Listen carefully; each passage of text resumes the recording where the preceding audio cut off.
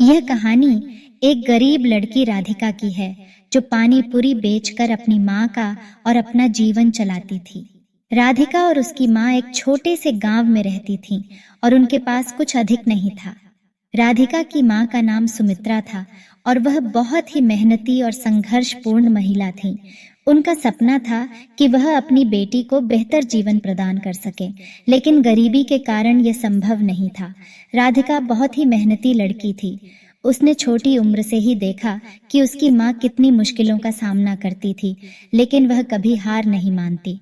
उन्होंने राधिका को भी सिखाया कि मुश्किलों का सामना करना और मेहनत से अपने लक्ष्यों को पूरा करना कितना महत्वपूर्ण है।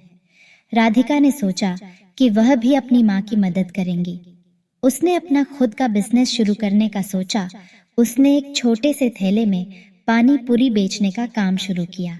वह हर दिन गांव की मुख्य सड़क पर खड़ी हो जाती थी और आगे बढ़ते ही वह अपनी मदद करने वालों के साथ पानी पूरी बेचने लगती।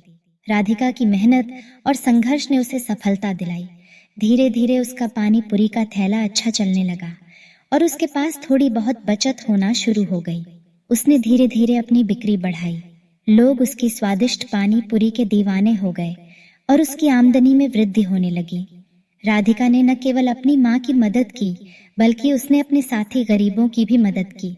उसने गरीब बच्चों के लिए शिक्षा की सुविधा प्रदान करने का प्रयास किया और उन्हें समाज में उच्चतम मानवाधिकारों का अधिकार दिलाने का प्रयास किया।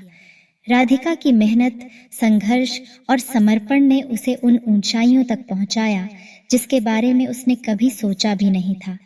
उसने दिखाया कि संघर्ष की राहों में भी सफलता मिल सकती है, बस मेहनत और समर्पण की आवश्यकता होती है। इस कहानी से हमें यह सीख मिलती है कि गरीबी के बावजूद भी मेहनत, समर्पण और साहस से हम अपने लक्ष्यों को पूरा कर सकते हैं। राधिका ने अपने छोटे से काम से न केवल अपने जीवन को सुखमय बनाया, बल्कि दूसरों के जीवन में भी सकारात्मक परिवर्तन लाने में सहायता की।